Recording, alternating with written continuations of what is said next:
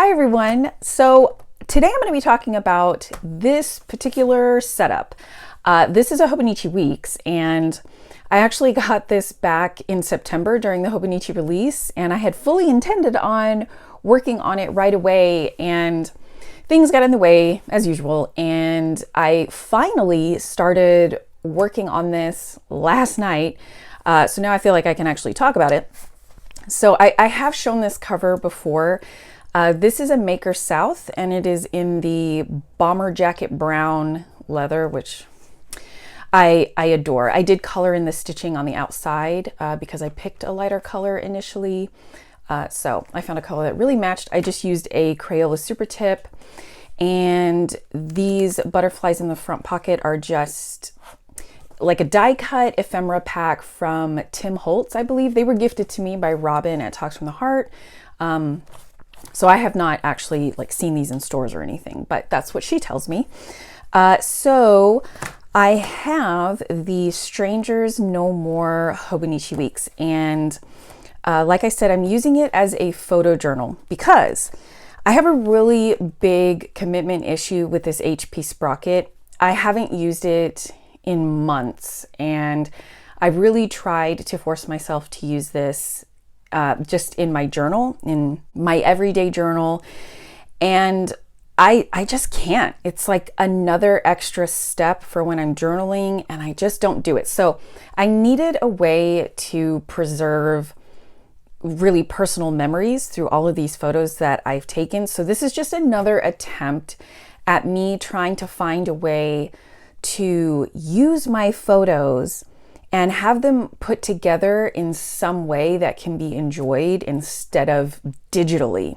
So far, so good. It's only been one night, but this starts in November, like the last week of November. And I had wanted to use it earlier because I was going to use the back pages to start, like in September.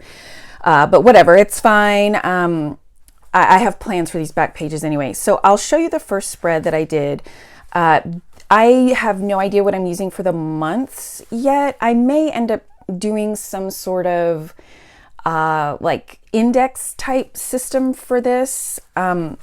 This whole project is going to be kind of a work as I go kind of thing. So I fully expect this thing to transform as I'm working on it. So the way I'm starting to work on it now, I expect to be different by the middle and the end of this book. So there's no hard and fast rules or anything. I just want to get the memories down on paper. So I'll go to the spread that I did last night. So this is the first full week in the Hobonichi Weeks, and so that's November the 25th through December 1st. For this spread, what I've pretty much done is I pulled up all the photos that I have from this week, and this is all just printed off of my home computer on regular copy paper. I am not using the Sprocket anymore, and it's also going to help me save a ton of money. But this way is so much easier for me. So what I do is I pull up all the photos from the particular week. I open up a Word document, just a blank document, and then I just drag the photos into that empty page. And then in the Word document, I can resize each photo. And then I send it to my printer. It prints all the photos from the week onto the one sheet. And then I cut them out, and then I'm just pasting them in here with my Tombow permanent adhesive tape runner. That's my go-to thing. I have this on subscribe and save on Amazon because especially now that I'm starting this project, I'm gonna go through these like crazy. But I don't know, I'm just very loyal to this type of adhesive. So there's no rhyme or reason, but it's not like I have a photo for every day. So this spread is very Thanksgiving dominant, which is just one day. So the photos on here are only from 2 different days of this week. So I don't necessarily have to have a photo per day. And I was inspired to do this because of James Burke. He has, he's mentioned in a bunch of videos that many years ago he did like a Polaroid a day project. So this kind of stemmed from that. And then I recently saw a video by planner Mumsy and Robin at Talks from the Heart where they talk about their photo a day journaling, and also Laura from Mom to Triplets. I will link all of their videos below just as reference for you guys. I fully intended this to be just mostly photos with maybe a word or two or a header or something for just reference. And I ended up writing in here. But like I said, I'm really flexible, so I'm okay, you know, to add in the writing as I please. But it is mostly very simple. I'm only using my Uniball Signo. I like the 0.38 for the grid in the Hobonichis. And it's waterproof, archival quality, so it's gonna last. So I want the photos to be the focus in this journal. So I'm happy to have it be mostly the pictures, and I don't plan on embellishing with extra decor, stickers, washi tape, and all that kind of thing. I want to keep this simple because I do want to keep up with it. And this spread came together so incredibly fast, and in the end it was really pleasing to me. Like, this is exactly what I was going for, and I'm hoping to continue documenting things this way. So I do have the elastic. I chose this option for this cover because this is obviously going to get incredibly bulky, but also since I'm using copy paper as opposed to the like sticker paper that comes with this, it's much thinner. So I'm hoping going this route is also going to help alleviate, you know, way too much bulk. So we'll see. You know, this whole thing is kind of an experiment. And also there's nothing like crazy personal in here, not like my journal where I don't even want my husband to read that.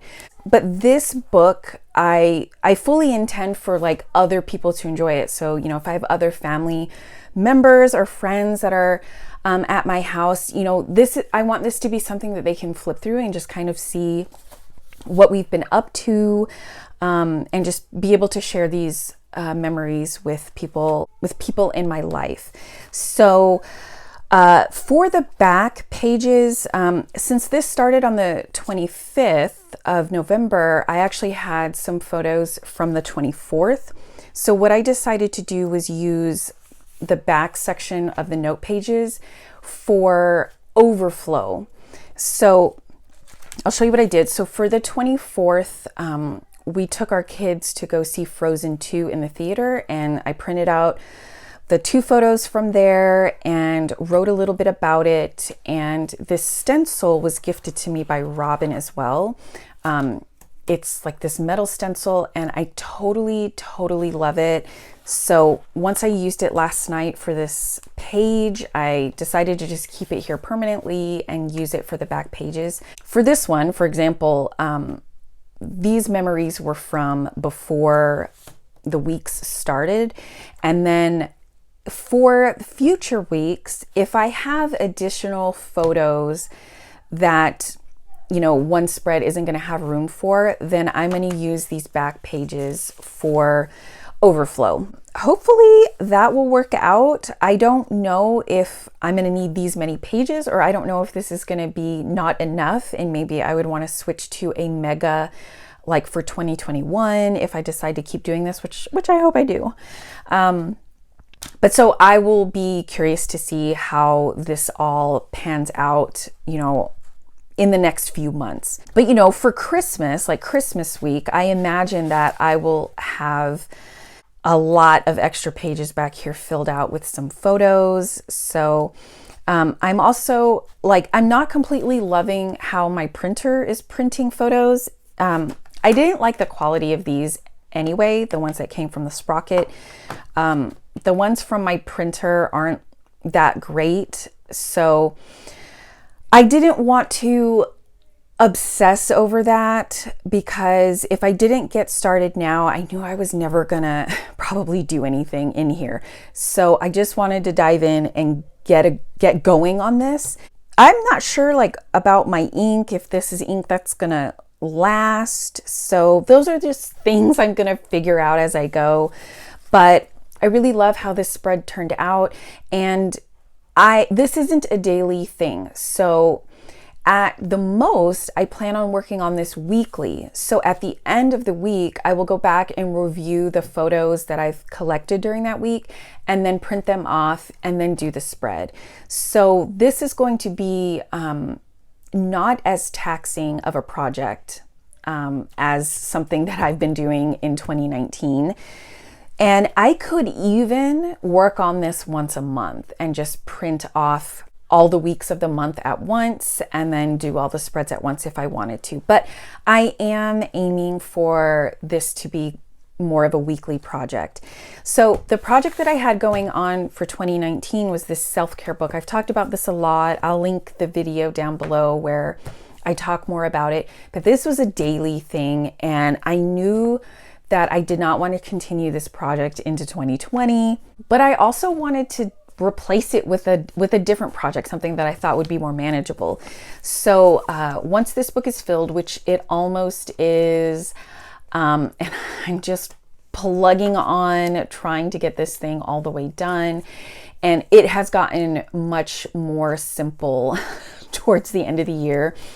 But I'll be filing this away, and basically the time I was spending doing this will now be spent doing this, and I think the payoff on this is going to be much better than this. Like, this was fun, and it was kind of an artistic thing where it was mostly just me lettering, but I love the impact of this, that it will hold more tangible memories that people other than me can really enjoy. So I'm also looking forward to being able to preserve photos and actually use photos this time. It's just been such a giant fail for me trying to use photos in the past like couple of years. So I'm excited about this. I have high hopes, and you know, after this first night, it felt really good. So fingers crossed that this really does pan out for 2020. So that's it for now. I'll definitely do updates, you know, in a few months, I suppose, just to touch base with this whole project.